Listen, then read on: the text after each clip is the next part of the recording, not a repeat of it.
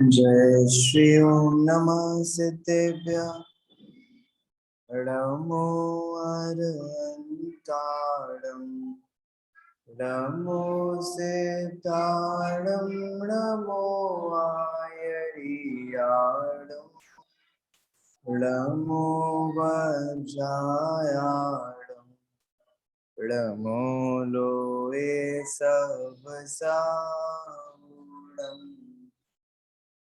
मंगलम भगवान वीरो मंगलम गौतमो गणी मंगलम कुंद कुंदाद्यो जैन धर्मोस्तु मंगलम सर्वमंगल मांगल्यम सर्वकल्याणिकारकम् प्रधानं सर्वधर्माणां जैनं जयतु शास्त्रम् जैनं जयतु शास्त्रम् जैनं जयतु शास्त्रम् श्रीमान् बसवत्रयतुङ्गशालं जगद्गृहं बोधमय प्रदीप समन्ततो द्योतयते यदियो भवन्तु ते तीर्थङ्कराश्रयेण।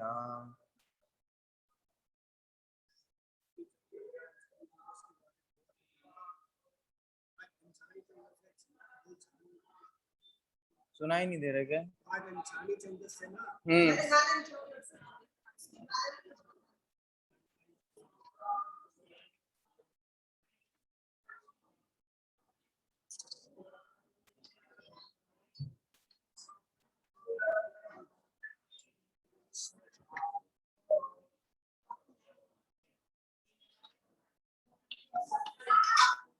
अमित गति आचार्य द्वारा रचित धर्म परीक्षा ग्रंथ है और अपना यहाँ पे 19वां परिच्छेद चल रहा है। मनोवेग अपने मित्र पवन वेग को सम्यक्त्व का मार्ग बताते हैं, सम्यक्त्व प्राप्ति कराते हैं। उसके बाद पवन वेग के व्रत लेने के भाव होते हैं, व्रत लेने के शुभ भाव होते हैं। तो जब उनको व्रत लेने के ऐसे शुभ भाव होते हैं तो यहाँ पे आचार्य श्रावकों के जो व्रत हैं 5 अणु व्रत, 3 गुण व्रत और 4 शिक्षा व्रत, ऐसे 12 प्रकार के जो व्रत श्रावकों के लिए निरूपित किए गए हैं उनका यहाँ पे स्वरूप समझाते हैं। अभी तक हमने यहाँ पे अहिंसाणु व्रत का, सत्याणु व्रत का, अचौर्याणु व्रत का और ब्रह्मचर्याणु व्रत का स्वरूप यहाँ पर देखा। अब यहाँ पर आगे परिग्रह परिमाण व्रत की बात कही जाती है। पेज नंबर 183 पर थर्ड पैराग्राफ। जिस प्रकार अतिशय वृद्धिंगत होकर दुस्सह संताप को उत्पन्न करने वाली अग्नि को जल से शांत किया जाता है, उसी प्रकार अतिशय वृद्धि को प्राप्त होकर दुस्सह मानसिक संताप को देने वाले लोभ को निरंतर संतोष के द्वारा शांत किया जाना चाहिए। ठीक है, यहाँ कह रहे हैं कि परिग्रह तो कितना भी इकट्ठा कर लिया जाए वो कम ही लगेगा।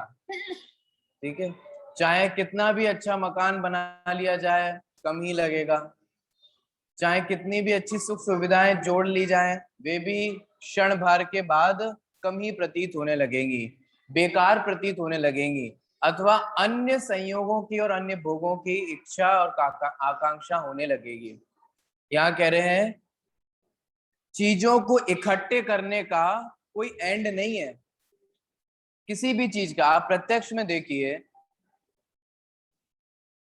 ये दुनिया ऐसी बनाई जा रही है। आप लोगों को समझाने की दृष्टि से एक बात समझाता हूं, यह विश्व ऐसा निर्मित किया जा रहा है कि हमें इन सब नई नई चीजों की आदत लग जाए। जैसे फॉर एग्जाम्पल मुझे पता नहीं कि आपको ये पता है कि नहीं है, लेकिन बताता हूँ। जैसे जितने भी सोशल मीडिया प्लेटफॉर्म होते हैं, चाहे वो फेसबुक हो, व्हाट्सएप हो, इंस्टाग्राम हो, और भी ये सारे जो स्नैपचैट वगैरह होते हैं, मोबाइल में एप्लीकेशंस ये जो बनाए जा रहे हैं, गेम्स बनाए जा रहे हैं, जो भी सारी चीजें बनाई जाती हैं, इनके पीछे बहुत सारे ऐसी टीम काम करती है ताकि हमें इन चीजों की लत लग जाए। और आप देखिए होता हो भी रहा है वैसा।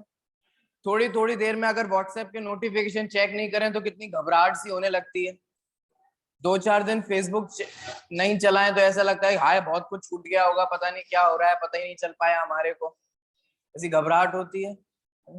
माने ये चीजों को ऐसा डिजाइन किया जाता है, जैसे व्यसन होते हैं ना, व्यसन, बुरी आदतों की जिनकी लत लग जाती है, ये आधुनिक व्यसन है जिनकी हमारे को लत लग जाती है, और ऐसी लत लगती है कि हम इससे बाहर नहीं निकल पाते। देखो ऐसे, मैंने, देखिए एक बात समझिए, बहुत सिंपल सी गणित बताता हूँ, बहुत कठिन बात नहीं बोलूंगा, लेकिन अगर आपको समझ में आ जाए तो बहुत कल्याण हो सकता है इतनी सी बात को लेके। हमारा और आपका जीवन, इस मनुष्य भव की बात हम करें तो वो सीमित है कि नहीं है, बस इतना बता दीजिए मुझे। बताइए, आप में से, हम में से किसी को भी ऐसा लगता है कि हम असीमित जीवन जीने के लिए आए हैं? नहीं है ना, हमारा जीवन सीमित है ना। चलिए, एक तरफ तो हमारा जीवन, हमारा भव, हमारी सुख सुविधाएं और हमारी कैपेबिलिटी, भोगने की सामर्थ्य आदि, ये सब क्या है? सीमित है कि नहीं है? भोगने की बहुत सारी चीजें हों लेकिन आपकी सामर्थ्य सीमित है। शादी समारोह में बहुत सारा खाने के लिए होता है, लेकिन पेट में भूख और पेट में भर पाने की कैपेबिलिटी हमारी सीमित होती है। ठीक है, टीवी पे लाखों प्रोग्राम आ रहे होते हैं, लाखों नहीं यार, हजारों सैकड़ों तो आ ही रहे होते हैं ना, आते हैं कि नहीं आते हैं, लेकिन आपको देखने की सामर्थ्य सीमित है। आप उन 100 प्रोग्राम को एक साथ नहीं देख सकते। अथवा दुनिया में जितने भी प्रोग्राम हो रहे हैं, Indian drama, American drama, Korean drama, Chinese drama, यार कितने सब जगह बन रहे हैं कि नहीं बन रहे हैं, कितने कितने देखोगे? कुछ ख्याल में आ पा रहा है मैं क्या कहने की और इशारा कर रहा हूँ? एक बात निश्चित मानिए कि हम सभी का जीवन सीमित है, और ये सब भोग सामग्रियां जो है ये असीमित हैं। विचार कीजिए, क्या इस विश्व में कभी नई डिजाइन, नई फैशन बंद हो जाएगी? बोलो। हमारा जीवन तो खत्म हो जाएगा, लेकिन नई नई डिजाइनें लॉन्च होना कभी खत्म नहीं होंगी, सीमित है। हमारा जीवन तो समाप्त हो जाएगा, लेकिन नई नई गाड़ियों के मॉडल्स लॉन्च होना बंद नहीं होने वाले, होते रहते हैं। आपको पता है, जो भी कंपनी का मालिक होता है, वो एक मालिक अगर मर भी जाता है, चला भी जाता है, त्याग दे देता है, तो दूसरा मालिक आ जाता है जो उस कंपनी को संभालता है, जो सीईओ बन जाता है, वो उस कंपनी को रन करता है, वो नए नए फोन लॉन्च करता है।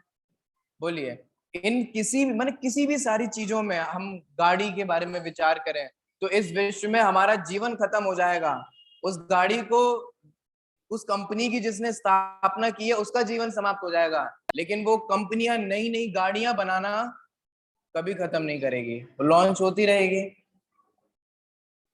बोलो, आप देखना, फैशन हर चीज में बदलती है। आपको पता है ये मंदिर है ना, ये जिस भी तरीके से है, ये एक जमाने में बहुत बढ़िया फैशन हुआ करती थी। जब ये मंदिर का निर्माण किया गया था, तब उस समय जो सर्वाधिक प्रचलित और आधुनिक फैशन थी ना, उसमें हमारे इस मंदिर का अथवा हमारे घरों का निर्माण किया गया था। कुछ समझ में आ रहा है? हमारे दादाओं ने और उनके पुरखों ने जिस घर का, ऐसे प्राचीन घर होते हैं ना, उस समय उनने जो मकान बनवाया, उस समय उनने जो घर बनवाया, उस समय उनने जो गेट लगवाए थे, वो सारे क्या थे? आधुनिक फैशन के थे। फिर जब हमारे पिताजी की आए तो फैशन बदल गई, बदल गई कि नहीं बदल गई? अब जब हम तक ये नई जनरेशन आ रही है तो इस घर की फैशन बदल गई कि नहीं बदल गई? और एक बात बताइए, जब आगे आने वाली जनरेशन आने वाली होगी तो क्या इस घर की फैशन नहीं बदलेगी?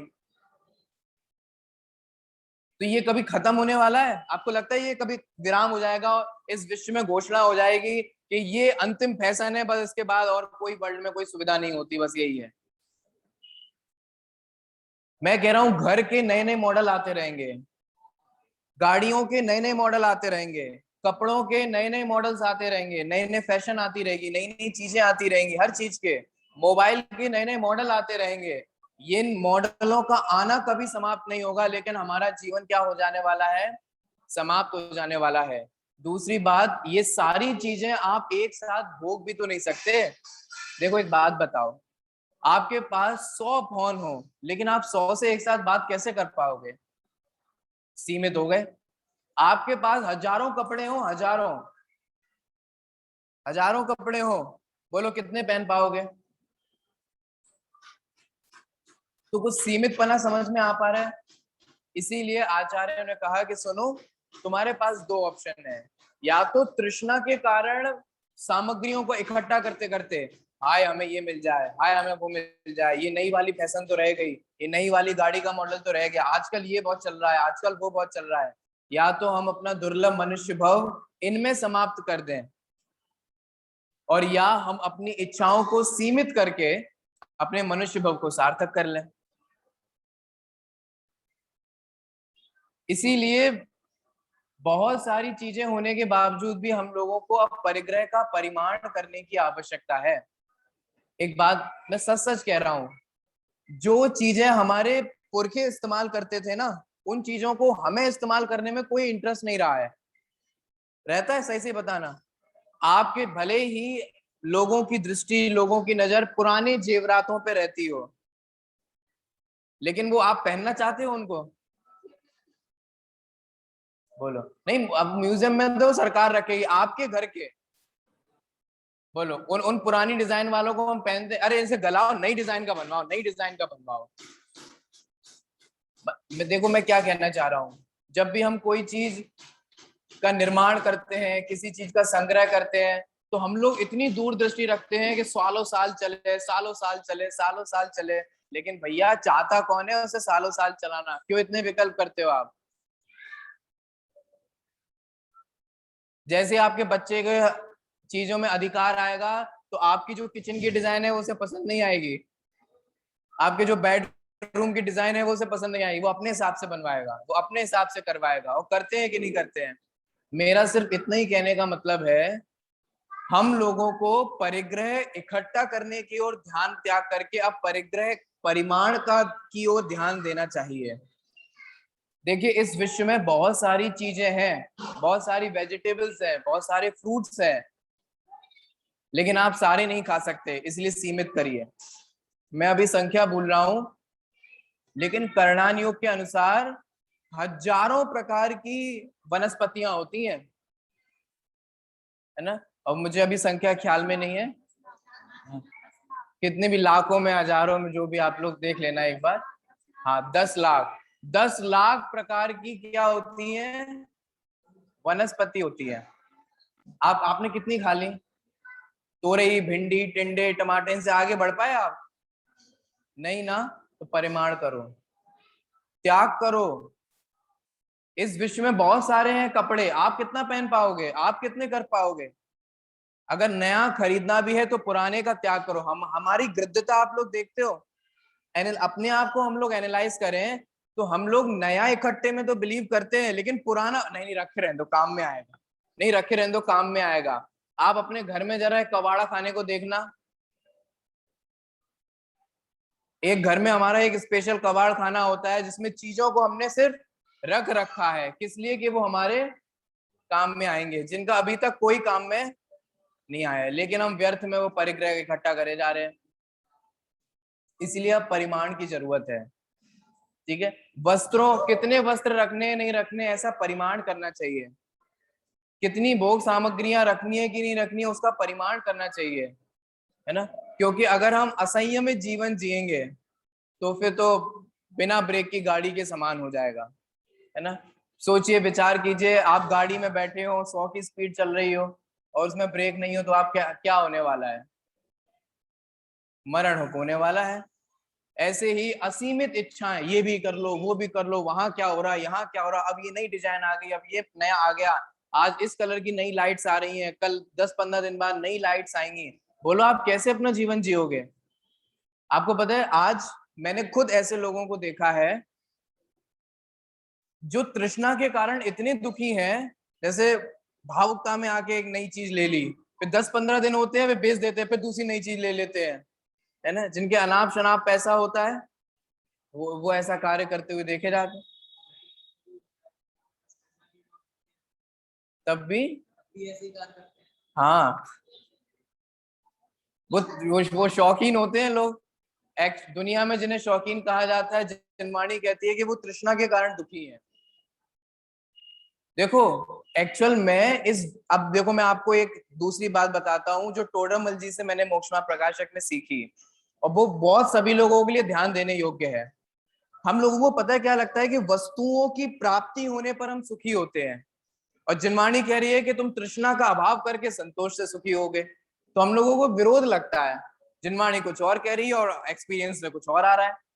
मुझे जैसे मान लो कि मेरा बहुत बड़ा ड्रीम हो कि मुझे एक बहुत iPhone 12 Pro खरीदना है, एक बहुत महंगा फोन खरीदना है, ठीक है।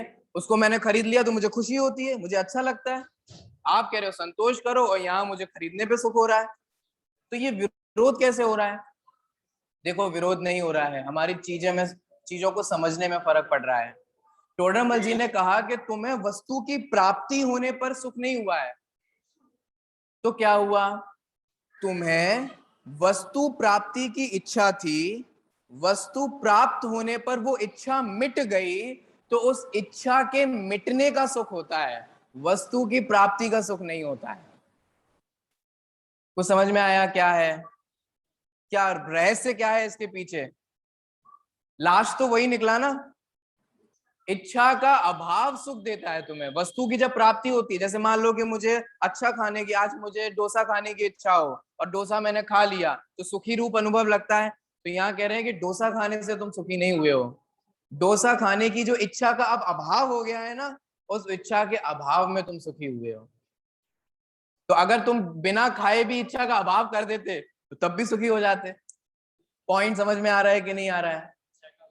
या दो ही ऑप्शन, या तो तुम भोगों के भोग भोग करके इच्छा का अभाव करके सुखी हो, या तुम तत्व ज्ञान का बल लेकर के लोभ कषाय का अभाव करके तुम सहज इच्छा नहीं करो तो सुखी हो जाओ।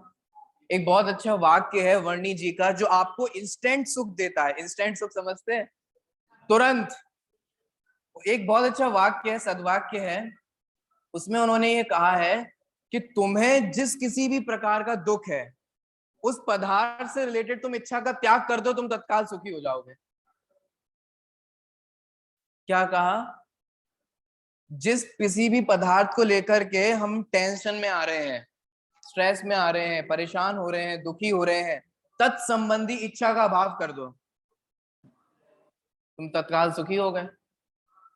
इतनी सी बात है, उस इच्छा के अभाव में सुखी होते हैं, है ना। अभी तो हम लोग, टोडरमल जी ने सम्यक ज्ञान चंद्रिका की पीठिका में इसका स्वरूप समझाते हुए कहा, अभी हम लोग पीड़ित हो रहे हैं। जैसे खाज के रोग से पीड़ित कोई व्यक्ति हो ना, तो खुजली मचती है, और उस खुजली को सहन नहीं कर पाए तो फिर खुजाने लग जाते हैं, जोर जोर से, जिस किसी से भी मिल जाए उससे खुजाने लग जाते हैं, सहन नहीं होती ना, इसलिए ऐसा कार्य करते हैं। ऐसे ही जब हम लोगों को विषयों की पीड़ा सहन नहीं होती ना, तब हम विषय सेवन की ओर टूट पड़ते हैं, उससे अपनी खुजली मिटाने की दूर करते हैं। लेकिन जैसे खुजली को जितना भी खुजाया जाएगा तो उससे रोग क्या होने वाला है? बढ़ने वाला है। उस समय तो आपको आनंद लगता है, लेकिन एक्चुअल में क्या होने वाला है? आपके रोग को बढ़ाने वाला है। ऐसे ही जब हम भोग भोगते हैं विषयों में, टोडरमल जी ने शब्द इस्तेमाल किया झंपापात।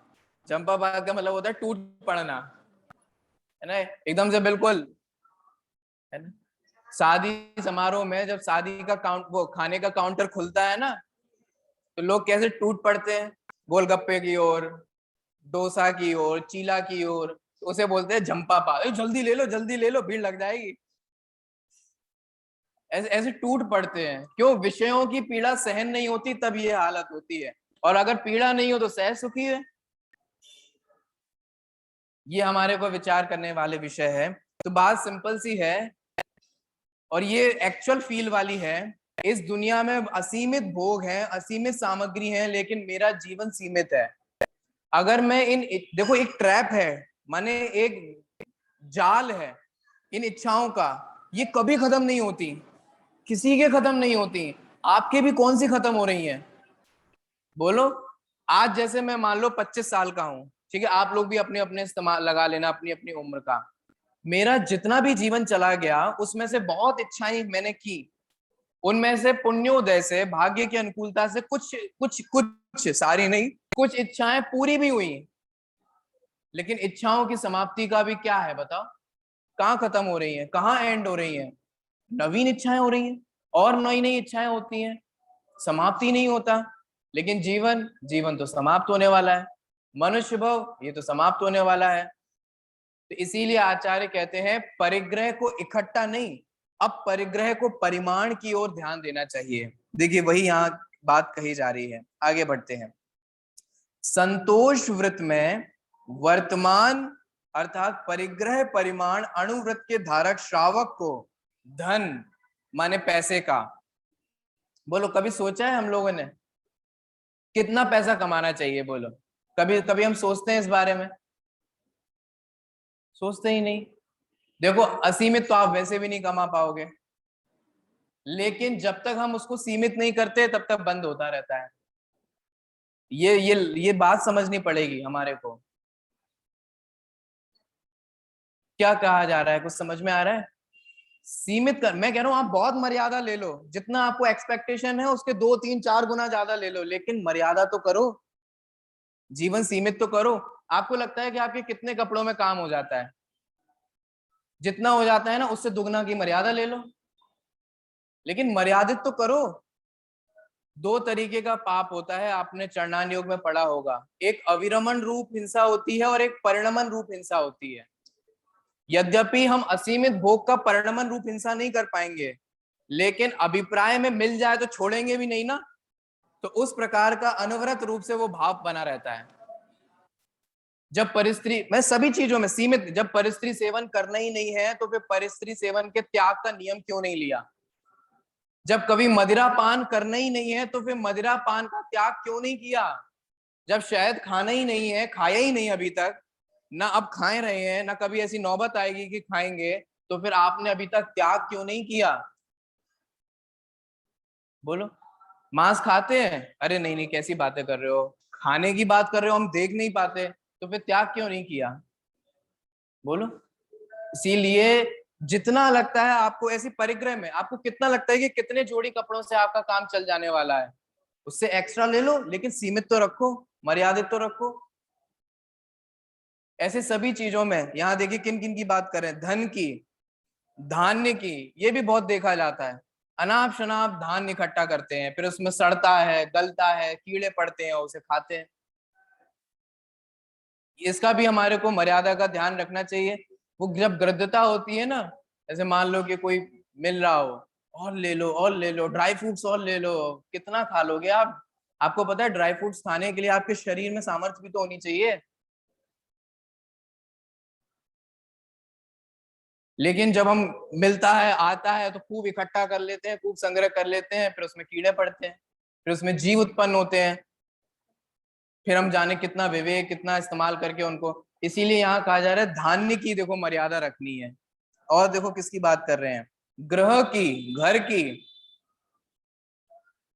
एक इधर एक उधर, एक इधर एक इधर, ऐसे करते हैं कि नहीं करते हैं? बॉस अगर थोड़ा धर्मार्थी जीव होता है तो उसका विकल्प, एक सम्मेद शिखर में फ्लैट ले लो, एक गिरनार जी में ले लो, एक चंपापुरी में ले लो, एक पावापुरी में ले लो, एक इधर ले लो, एक जयपुर ले लो, एक हुमायूं ले लो। कभी जाना, और कभी नहीं जाते ये लोग, पता है? देख लो मैं एक्चुअल जयपुर में जहाँ हमारा स्मारक है वहां बहुत सारे फ्लैट्स हैं। हर जगह कोई भी संस्था बनती है ना, तो हमेशा एक ऐसा प्रपोजल निकाला जाता है कि कुछ लोग निवृत्त होकर के आकर के यहाँ धर्म का लाभ लें, तो ऐसे फ्लैट्स बेचे जाते हैं, ठीक है? चाहे हमारे स्मारक में भी हो, मंगलायतन में भी हो, सभी जगह, सब जगह ऐसा रहता है। आप देख लो सारे खाली पड़ी रहते हैं। मुश्किल से दो चार लोग बहुत रेयर आ जाएं, तो आ जाएं साल में एक दो साल, एक दो बार, बाकी वे सारे फ्लैट जो कमरे हैं वो क्या पड़े रहते हैं? खाली पड़े रहते हैं। तो आपको क्या दिक्कत हो रही है खाली पड़े हैं? आप समझते ही नहीं हो। जितनी अधिक संपत्ति यानी उतना अधिक पुण्य की बर्बादी। ऐसे कैसे पुण्य की बर्बादी? देखो एक बात समझो, हम तो इस्तेमाल भी नहीं कर रहे, अरे आप इस्तेमाल नहीं कर रहे लेकिन आपका पुण्य हर क्षण बर्बाद हो रहा है। कैसे पुण्य बर्बाद हो रहा है? देखो समझना, मैं अगर कोई व्यक्ति आपके घर में किराए के लिए रहने के लिए आए, ठीक है, आपकी जगह खाली थी, एक कमरा खाली था, तो आपने उसको किराए पे चढ़ाने के लिए सोच लिया। जय कोई भी आया, आपने दिखाया, डील हुई, सब कुछ हुआ, और उसने कमरे में कुंडी लगाई और ताला लगा करके वो चला गया, ठीक है। अब वो 1 महीने बाद आता है, तो आप उससे रेंट लोगे कि नहीं लोगे? बोलो, उसका रेंट दिया जाएगा कि नहीं दिया जाएगा? आप मांगा जाता है कि नहीं मांगा जाता है? चले, चाहे भले ही आप नहीं रह रहे हो, अथवा मान लो एक दिन रहे और फिर ताला लगा के चले गए, लेकिन फिर भी उसको कोई मतलब नहीं होता है कि आप रहे कि नहीं रहे। आपको उस मकान का वो पूरा जो फीस होती है, जो भी सारी चीजें होती हैं, वो देनी पड़ेगी। जब दुनिया में इस प्रकार की व्यवस्था होती है, तो ऐसे यहाँ वस्तुओं में भी इसी प्रकार से लागू होता है। आपने वहां मकान ले तो लिया, मकान लेने के लिए पुण्य की प्राप्ति चाहिए होती है, और मकान बना रहे इसके लिए पुण्य की प्राप्ति की जरूरत होती है। ये बेसिक करणान योग सबको समझ में आना चाहिए। देखो, जैसे मान लो कि मुझे पैसा मिला, पुण्य का उदय था, ठीक है, अब वो पैसा मेरे पास बना रहे ना, इसके लिए भी निरंतर पुण्य खर्च होता है। समझ में आ रहा है? ठीक है, कोई वस्तु की प्राप्ति होना और वो टिके रहना, हमारे पास बने रहना, इसके लिए निरंतर क्या चाहिए होता है? पुण्य चाहिए होता है। अब जो देखो, हम चाहे कितने भी मकान ले लें, रहना तो एक में ही है। मैं ये वस्तु स्वरूप समझ, हम चाहे कितनी भी भोग सामग्रियां इकट्ठा कर लें, भोग तो सीमित ही पाएंगे। देखो, अंबानी क्या नहीं खा सकता बताओ, मैं आपसे पूछता हूँ, बोलो आपको क्या लगता है? कुछ ऐसी चीज होगी जो वो नहीं खा सकता हो, माने उसको प्राप्त नहीं हो सकती हो? नहीं हो सकती हो तो वो तो फैक्ट्री डलवा ले, नहीं हो गए तो वो तो अपना अनाज अपने फैक्ट्री में, मैंने अपने खेतों में उगवा ले। लेकिन मैं कह रहा हूँ वो कुछ भी करवा ले, खा कितना पाएगा, भोग कितना पाएगा? आपको पता है उसका 32 मंजिल, जाने कितने मंजिल मकान है मुंबई में, पूरी दुनिया का पहला या दूसरा सबसे महंगा घर है उसका, अंबानी का, पूरी दुनिया में, है ना। एक एक आप देखोगे ना तो इतने मंजिल तक सिर्फ पार्किंग है, और सिर्फ गाड़ियां ही गाड़ियां खड़ी खड़ी होती हैं, है ना। गाड़ी की समस्या आती होगी ना, इसलिए उसने घर में ही गाड़ियां खड़ी रखी हैं, बने कितनी मंजिल मकान है जहां सिर्फ गाड़ियां ही गाड़ियां हैं। अब मैं आपसे एक बात बोलता हूँ, उसके बाद मान लो 1000 गाड़ियां भी हैं, लेकिन बैठ कितने में पाएगा? तो ये सीमित पना आ गया, क्या कर पाओगे आप? तो ये सीमित पना हमारे को समझना पड़ेगा कि नहीं समझ, हमारे पास कितनी भी भोग सामग्री हो लेकिन हम भोग तो उतना ही पाएंगे ना। इसलिए यहाँ परिमाण की बात कही जा रही है। देखिए, ग्रह, खेत, द्विपद अर्थात दास और दासी आदि, चतुष्पद हाथी घोड़ा गाय व भैंस आदि, ठीक है। और आज के जमाने में द्विपद में मोटर व्हीकल, साइकिल, मोटरसाइकिल ले लो, टू व्हीलर, और चतुष्पद में गाड़ी ले लो, ठीक है। इन सब का प्रमाण कर लेना चाहिए, और फिर उस ग्रहण किए हुए प्रमाण से अधिक की अभिलाषा नहीं करना चाहिए। क्रोधादि कषायों के छोड़ने से धर्म की, स्त्री के संसर्ग से भोग आकांक्षा की, उत्तरोत्तर होने वाले लाभ से लोभ की, तथा ईंधन के डालने से अग्नि की वृद्धि स्वभावतः हुआ करती है। तो कितनी अच्छी बात कही। किससे किसकी वृद्धि होती है? क्रोधादि कषायों के छोड़ने से धर्म की वृद्धि होती है। इसका मतलब कैसे पता चलेगा कि हमारे चित्त में धर्म की वृद्धि हो रही है कि नहीं हो रही है? कि कषाएं घट रही हैं कि नहीं घट रही हैं। अगर कषाएं ज्यों की त्यों हैं, परिणाम ज्यों के त्यों हैं, अभिप्राय ज्यों का त्यों कलुषित है, तो इसका मतलब धर्म का दिखावा हो रहा है, धर्म नहीं हो रहा है। क्योंकि यहाँ का है कषायों, क्रोधादि कषायों के छोड़ने से धर्म की क्या होती है? वृद्धि होती है। स्त्री के संसर्ग से भोग आकांक्षा की वृद्धि होती है, और उत्तरोत्तर होने वाले लाभ से लोभ की वृद्धि होती है। बोलो, होता है कि नहीं होता है? प्रॉफिट होने लग जाए तो और चाहिए, फिर अब और चाहिए, फिर अब और चाहिए, संतुष्टि नहीं होते ऐसा। और ईंधन के डालने से अग्नि की वृद्धि स्वभावतः होती ही आगे। यदि लोभ के ऊपर विजय प्राप्त नहीं की जाती तो वह मनुष्य को भयानक नरक में ले जाती है, ले जाता है। बोलो कैसे समझ में आता है? क्योंकि चक्रवर्ती चक्रवर्ती पद में मरता है तो नरक जाता है। सोचिए, विचार कीजिए। और यहां एक बात आपको बताऊं, भोग अलग चीज है और भोग की आकांक्षा अलग चीज है। यहाँ भोग की आकांक्षा नरक का कारण कही गई है, जो किसी को भी हो सकती है। जैसे मैं आपको तत्वार सूत्र के माध्यम से समझाऊं, तत्वार सूत्र में उमा स्वामी आचार्य ने नरक गति का कारण लिखते हुए लिखा, बहुवारम परिग्रहत्वम नारकस्य आयुष्य। क्या अर्थ है इसका? बाल बोध में पढ़ाया गया है ये। बहुत आरंभ और बहुत परिग्रह रखने का भाव, पॉइंट टू बी नोटेड। बहुत आरंभ और बहुत परिग्रह नरक गति का कारण नहीं है। बहुत आरंभ और बहुत परिग्रह रखने का भाव किसको हो सकता है? किसी को भी हो सकता है। बहुत आरंभ और बहुत परिग्रह तो अमीर को ही होगा, लेकिन उसका भाव सबको होगा। पॉइंट समझ में आ रहा है? अगर बहुत आरंभ और बहुत परिग्रह रखने का भाव नरक का कारण हो तो सारे अमीर नरक में जाएंगे, सारे गरीब स्वर्ग में जाएंगे। ऐसा नहीं है। लेकिन बहुत आरंभ और बहुत परिग्रह रखने का भाव अमीर को होगा तो वो भी जाएगा, गरीब को होगा तो वो भी जाएगा। क्योंकि भाव कहीं भी समाप्त नहीं होते। अगर अमीर है तो तृष्णावश धनवान दुखी है, तृष्णावश वो भी उसको बहुत आरंभ और बहुत परिग्रह रखने का भाव होगा। एक फैक्ट्री डाल ली तो चलो अब बढ़िया हो गई, तो दूसरी फैक्ट्री डाल ली, तीसरी फैक्ट्री डाल ली, इधर डाल ली, उधर डाल ली। इन प्रकार के भाव, परिग्रह की निरंतर चिंता, ये आपको कहाँ ले जाने वाली है? नरक गति ले जाने वाली है। परिग्रह सब यहीं छूट जाने वाला है, आपकी फैक्ट्री यहीं छूट जाएंगी, दुकान यहीं छूट जाएगी, मकान यहीं छूट जाएगा, कमाया गया धन सब यहीं छूट जाएगा। लेकिन उन भावों को लेकर के नरक में हम जाकर के भोगेंगे। इस ऐसी बात यहाँ कही जा रही है। देखिए आगे, ठीक है, प्रभावशाली शत्रु भला कौन से दुख को नहीं दिया करता है? अर्थात यदि प्रभावशाली शत्रुओं को वश में नहीं किया जाता है तो वे जिस प्रकार कष्ट दिया करते हैं, उसी प्रकार लोभाधिक आंतरिक शत्रुओं को भी यदि वश में नहीं किया गया है तो वे भी प्राणी को नरक आदि के दुख को दिया करते हैं।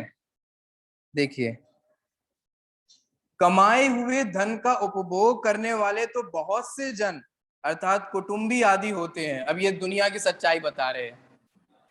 किंतु उक्त धन के कमाने में संचित हुए पाप के फल स्वरूप नरक के दुख को भोगते समय उनमें से कोई भी सहायक नहीं होता है, वह उसे स्वयं अकेले ही भोगना पड़ता है। ये भैया सच्चाई है। माने हम किसी के लिए भी कमा रहे हो, परिवार, हर व्यक्ति परिवार के लिए ही कमाता है। अपने लोग कहते भी हैं हम तो भैया कैसे भी जी लें, लेकिन परिवार वालों को तो सही से रखना पड़ेगा। पत्नी को लेकर आ रहे हैं तो उसको तो अच्छे से रखना पड़ेगा, बच्चा ने जन्म लिया है तो उसको तो अच्छे से रखना पड़ेगा। ऐसे करते हैं कि नहीं करते हैं? यहाँ क्या कहा जा रहा है? आप किसी के लिए भी पाप कमा रहे हो, किसी के लिए भी, ठीक है? धन धन कमाना, पाप कमाना, उस पाप धन कमाने के लिए अन्याय भी करने लग जाना, ठीक है? इन सभी के यहाँ कह रहे हैं आप चाहे वो पाप किसी के लिए भी कर रहे हो, लेकिन उसका फल आपको भोगना होगा। देखो दुनिया में भी ऐसा ही होता है। मान लीजिए कि चाहे जैसे हम किसी एक व्यक्ति ने किसी दूसरे व्यक्ति के लिए को मार डाला, उसने कहा तुमने क्यों मार दिया? हमने तुम्हारे लिए मार दिया, तुम्हें वो परेशान करता था ना, इसलिए हमने उसको मार दिया। अब बताओ सजा किसे होगी? ये बताओ मुझे, इतनी सी बात बताओ। जिसने मारा उसे सजा होगी कि जिसके लिए मारा उसको सजा होगी? Hence proved. इसका मतलब जिसके लिए कमाया जा रहा है उनमें कोई बंटवारा नहीं होने वाला। ख्याल में आ रहा है? जो कमा रहा है फल उसको भोगना होगा।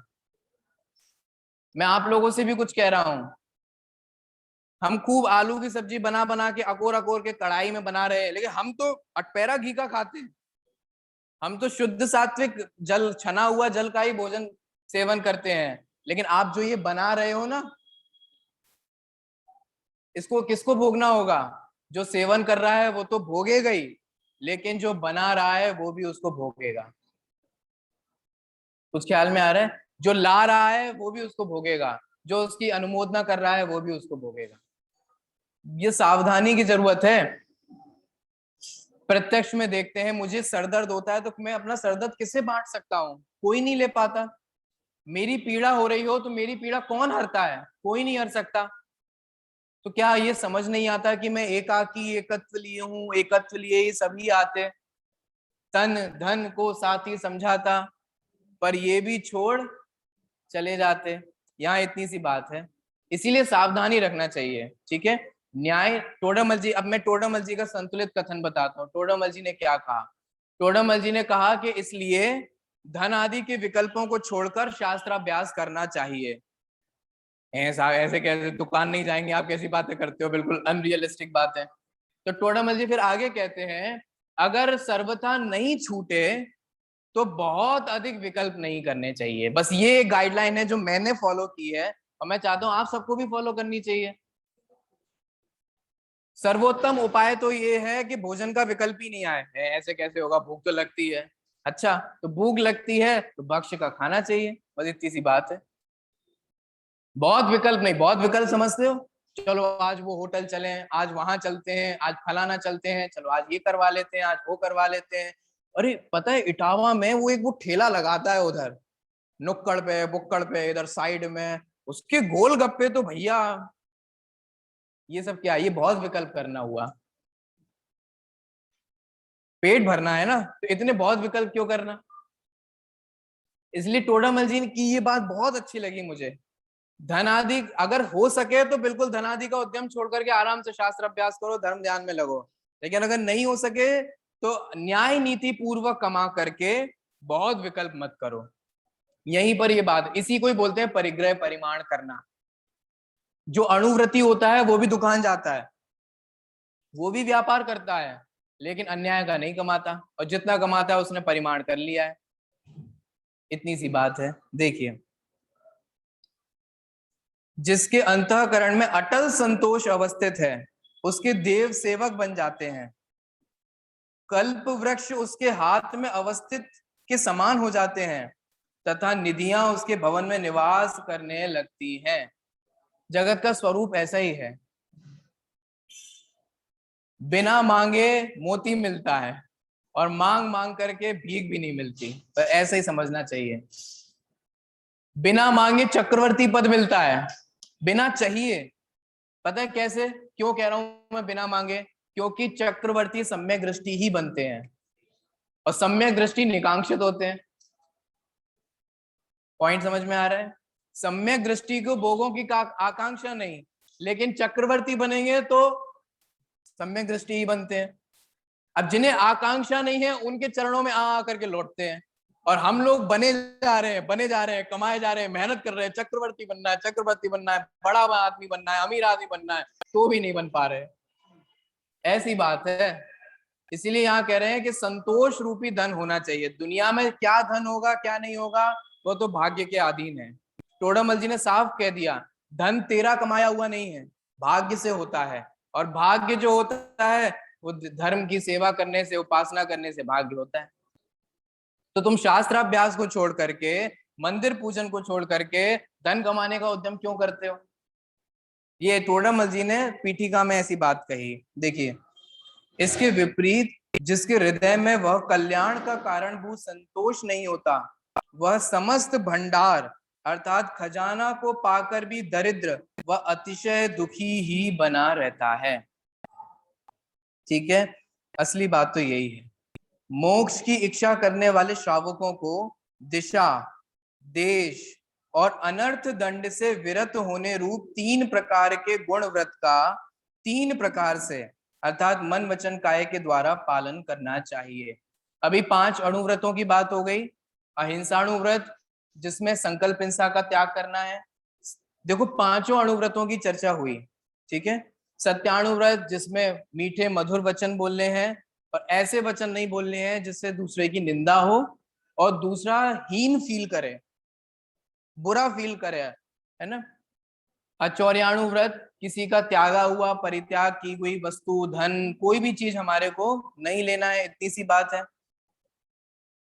ब्रह्मचर्याणु व्रत में क्या करना है, अपनी स्त्री में अथवा अपने पुरुष में सिर्फ संतोष करना है। ख्याल में आ रहा है, इतनी सी बात है। तुम शादी नहीं करो ये नहीं कहा, अगर अगर बहुत विकल्प हो रहा है, देखो यहाँ पे भी सेम यही बात है। उत्तम बात तो यही है कि निवृत्ति ले लो, लेकिन अगर नहीं ले सकते तो बहुत विकल्प नहीं करो, चुपचाप शादी करो और स्वस्थ संतोष व्रत रखो। ये सब चीजों में इसी प्रकार से लगना चाहिए, ठीक है।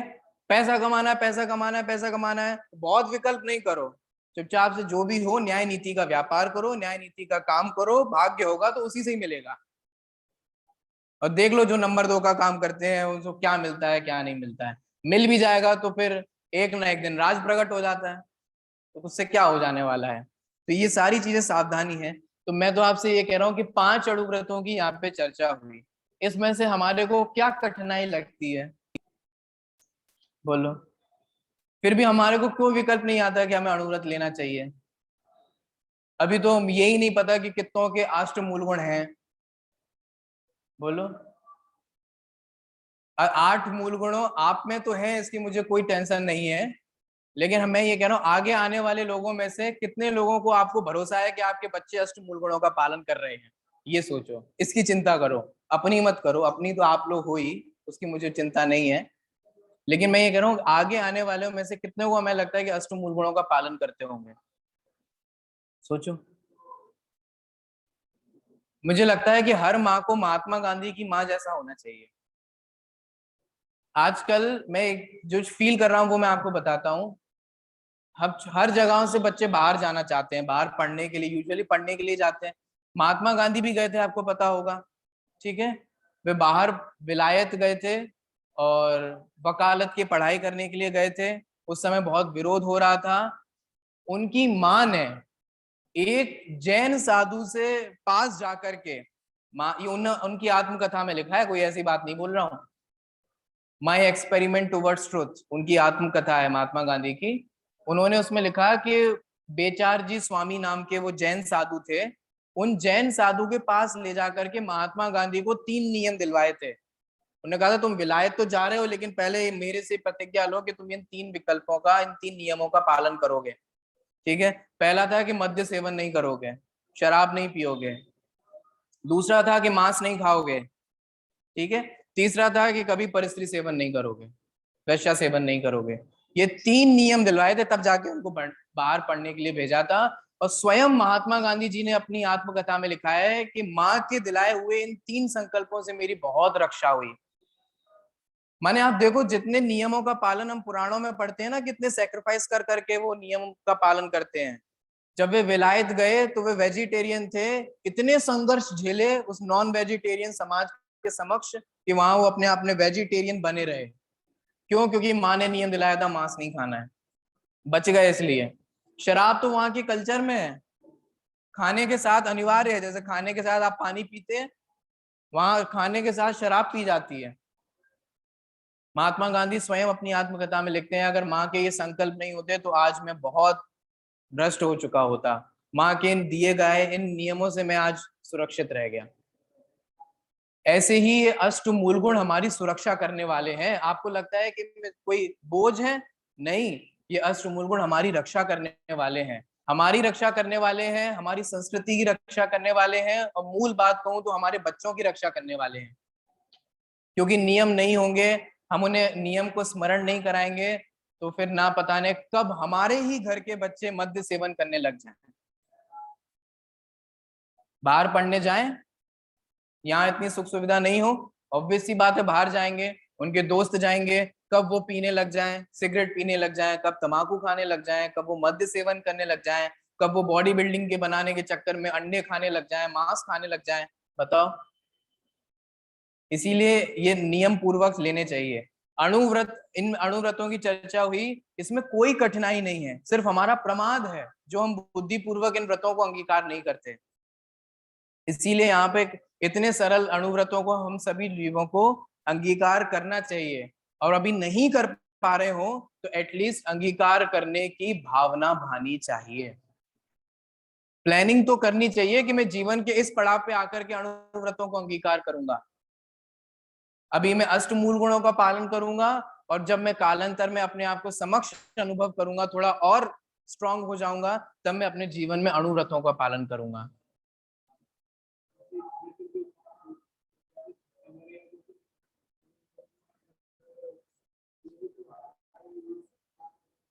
सुनाई नहीं दे रहा क्या?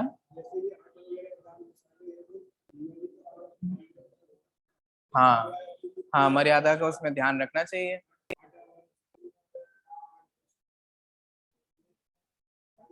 हाँ, तो उसमें सब सावधानी रखनी चाहिए। देखिए, इस पैराग्राफ को पढ़ के अपन समाप्त करते हैं। तीन गुणव्रत की यहाँ पे चर्चा आई है, ठीक है, दिग्व्रत, देशव्रत और अनंतरण। अभिप्राय यह है कि पूर्वाधिक, मैं आपको पहले समझा देता हूँ फिर एक बार पढ़ लेंगे।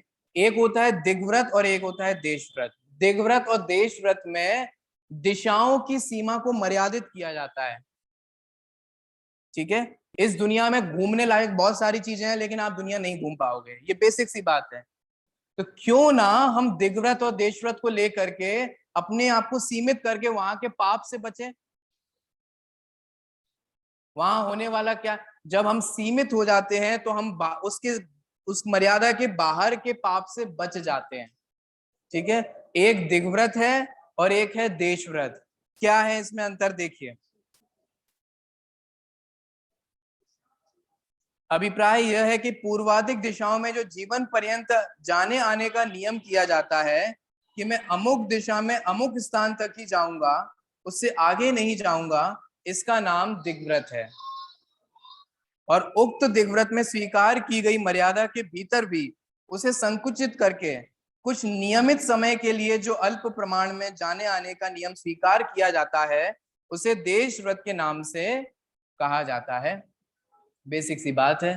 जैसे मान लीजिए कि अभी 10 लक्षण पर्व आ रहे हैं, हमने ये सीमित कर लिया कि हम इटावा की मर्यादा को छोड़ करके अब कहीं नहीं जाने वाले, ठीक है, तो ये देवव्रत हो गया। फिर इटावा में भी हमने आज ये नियम ले लिया कि आज हम जसवंत नगर को छोड़ करके, अब इस मर्यादा को छोड़ करके अन्य कहीं पर नहीं जाने वाले। तो इसको और सीमित कर लेना जो होता है, जैसे मान लीजिए नियम ले लिया हम भारत में नहीं, भारत के बाहर कहीं नहीं जाएंगे, तो ये दिग्व्रत हो गया। ये तो अपने अपने परिणामों के ऊपर है, ठीक है। फिर भारत में का नियम ले लिया, तो हम थोड़ा ना रोज भारत परिभ्रमण के लिए निकलते हैं। हमने नियम ले लिया 15 दिन तक हम अपने उत्तर प्रदेश को छोड़कर कहीं नहीं जाएंगे, बस 15 दिन की मर्यादा ले ली। तो इस तरीके से दिग्व्रत और देशव्रत इनकी मर्यादा होती है। अगला है अनर्थ दंड, माने बिना काम के पाप करना, बिना प्रयोजन के, जिससे कुछ सिद्ध होने वाला नहीं है वैसा पाप करना। जिन कार्यों में निरर्थक प्राणियों का विघात हुआ करता है उनका परित्याग करना, यह अनर्थ दंड व्रत नाम का तीसरा गुण व्रत है। जिसमें व्यर्थ में जीवों की हिंसा हो रही हो, उसका हमारे को क्या करना चाहिए, त्याग करना चाहिए। बेसिक सी बात है, गवर्नमेंट आपको सिखाती है, अगर कोई नहीं बैठा हो और पंखा चल रहा हो तो पंखा क्या करना चाहिए। तो गवर्नमेंट तो इलेक्ट्रिसिटी के पॉइंट ऑफ व्यू से बताती है, धर्म हिंसा के पॉइंट ऑफ व्यू से बताता है। आप बताओ, एक ही चीज को करने में ना, पता है, पुण्य और पाप लग जाता है। बताऊं कैसे। हम न्याय नीति से कमा रहे हैं और न्याय नीति से हमारी बिजली चल रही है, ठीक है। अब चिंता तो होती है, कमा तो हम ही रहे हैं, बिल तो हमें ही भरना है, ठीक है। तो हम बार बार, ए पंखा क्यों चल रहा है, यहाँ बंद करो, चलो लाइट क्यों चल रही है, यहाँ बंद करो, दो क्यों चल रही है, एक से ही काम हो जाएगा, करते रहते हैं, ये बंद करते रहते हैं। अब इसी में अगर हमारा इंटेंशन ये है कि बिजली बचे, पैसा बचे, तो ये तो पाप का परिग्रह का विकल्प हुआ ये। तो आपको ये सब करके भी क्या हो रहा है, पाप हो रहा है। आप बिजली की चिंता कर रहे हो, पैसे की चिंता कर रहे हो, ये पैसे की गृद्धता को ही दिखाता है। धन के प्रति जो गृद्धता है उसी को ही दिखाता है, आसक्ति भाव को ही दिखाता है। लेकिन वहीं हम ये सब बंद कर रहे हैं, ठीक है, हमने बंद कर दिया। और हम आज बैठे, हमें लग रहा है कि चलो आज बिना पंखे के भी 5 मिनट काम चल जाएगा, तो हमने बंद कर दिया। कोई आ गया, तुम बड़े कंजूस हो, ये पंखा भी नहीं चलाते। दुनिया भले ही आपको कंजूस कहे, दुनिया भले ही आपको जो कुछ कहे, लेकिन अगर आपने ये विकल्प किया है कि हम 5 मिनट बंद करके उस हिंसा को रोक लेंगे, तो आपको यहाँ पुण्य का बंद होता है। ये प्रशस्त भाव है, ये शुभ भाव है। क्रिया एक ही है, पंखा बंद करना, लाइट बंद करना। ख्याल में आ रहा है? तो बात इतनी इतनी सी समझ में, बिना प्रयोजन के व्यर्थ में हिंसा करना क्या कहलाता है? अनर्थ में। बिना प्रयोजन, अनअर्थ, अन माने बिना, अर्थ माने प्रयोजन, बिना प्रयोजन के हिंसा करना अनर्थ दंड है। ठीक है? और इसका त्याग करना वह अनर्थ दंड व्रत का त्याग है, उसका ग्रहण करना, अनर्थ दंड को त्याग करके व्रतों को अंगीकार करना है। ऐसे ही बिना प्रयोजन बैठे बैठे चटाइयां तोड़ना, ये क्या है? अनर्थ दंड व्रत है। बिना प्रयोजन सारी चीजें, क्या क्या मैं आपसे कहूं, बैठ गए हैं बिना प्रयोजन, पानी ढोल रहे हैं, कुछ कुछ नहीं लग रहा तो पानी ढोल रहे हैं, बिना प्रयोजन ऐसे बैठ गए, यहाँ मिट्टी है, डंडा ले लिया, वो मिट्टी को गड्ढा खोद रहे हैं, बैठ, है ना? बिना प्रयोजन चौक ले ली, कर रहे हैं। आप देखो स्कूल्स में सारी आपको जो बेंचेस मिलेंगी ना, सब लिपी हुई, पुती हुई, फलाने, वो सब डिजाइने सारी उसी पे ही होती है। ये सब क्या है? अनर्थ दंड है। बिना प्रयोजन के स्कूल की प्रॉपर्टी बेकार हो रही है, आपकी इंक बर्बाद हो रही है, इंक में भी तो हिंसा ही होती है, उसमें भी जीव है। ठीक है? और बिना प्रयोजन ये सारे कार्य होते हैं। ऐसे कितने ही जीवन में कार्य हैं जो बिना प्रयोजन हो रहे हैं। ठीक है? उनका त्याग करना ही क्या कहलाता है? अनर्थ दंड कहलाता है। इस प्रकार यहाँ ये चर्चा हुई। शेष चर्चा जो है शिक्षा व्रत के संबंध में, उसकी चर्चा कल करेंगे।